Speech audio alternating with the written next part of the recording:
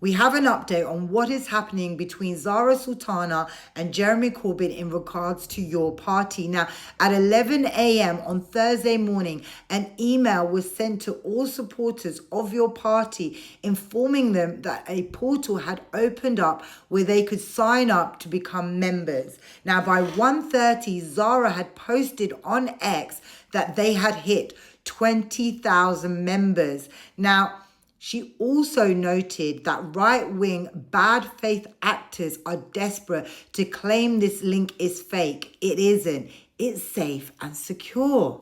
We were left wondering why Zahra would point out the fact that some bad faith actors were saying that this portal was not secure and it was not authorized. So then at 2:07 p.m., Corbyn posted an urgent message to all of your party supporters where he stated the email was unauthorized and that legal advice was being taken and that the email should be ignored by all supporters. The message was signed by 4 other men: Ayub Khan, Adnan Hussein, Iqbal Mohammed, and Shaukat Adnan. So these are the 4 members of the Independent Alliance for MPs.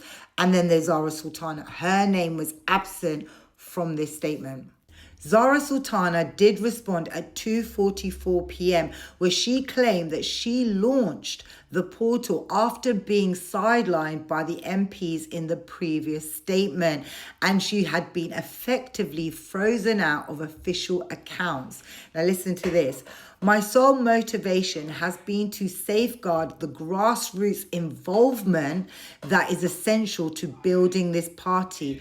Unfortunately, I have been subjected to what can only be described as a sexist boys' club. I'm sure that many of you will be ready to throw Zahra under the bus now, saying that she is being divisive, that she shouldn't have gone to social media to say this, she shouldn't have opened the portal.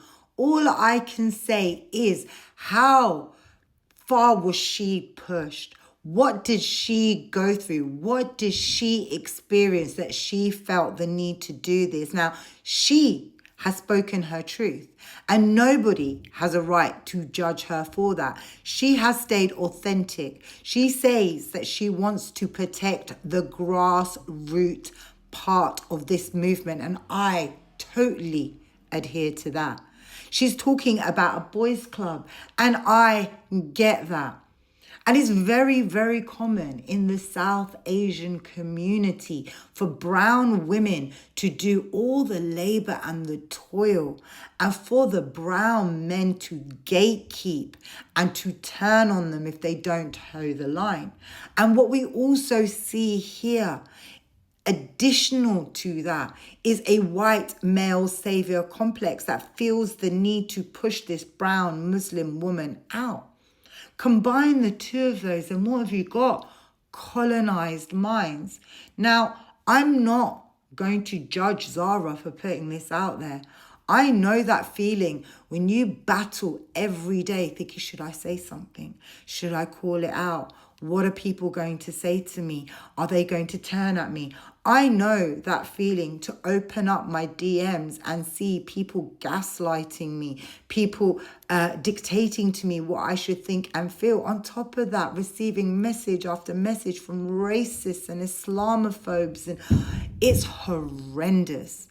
Yeah, I'm not going to lie. There was a massive part of me that asked Jeremy Corbyn if he was going to stand with Zahra Sultana as an anti-Zionist, because there was a part of me that was really irked by his actions.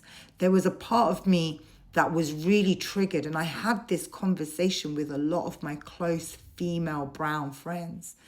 And I thought Zahra, as the underdog, as a young brown Muslim female that doesn't really fit into any community. She's not Asian enough, she's not Western enough, she's not white enough, she's not brown enough, she's not Muslim enough, she's not mainstream enough. And I thought about how much courage it took for her to stand on her hill and say, I am a proud anti-Zionist. And it hurt me to watch what was supposed to be her ally, her mentor, this white older man, just leave her flapping in the wind. He couldn't stand in solidarity with her. And maybe it did trigger me. And maybe that is part of the motivation for why I asked him. Because I've told you again and again, my mind works in a certain way. And I'm like, why? Why is she saying one thing and yet you're silent? Why are you allowing her to take the brunt of all the aggression from every side without any protection from you as her ally, as her mentor, as her elder, as someone that apparently has been doing this for a long time?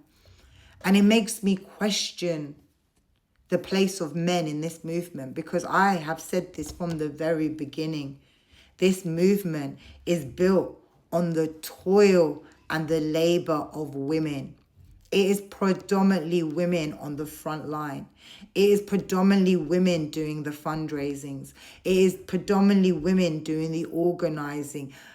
And then the men jump in and they claim credit. No. No. We've seen this from the grassroots front lines all the way up to our politicians. So yeah, what actions that Zahra decides to take going forward, I support her 100%. And if you don't like that, go decolonize your mind.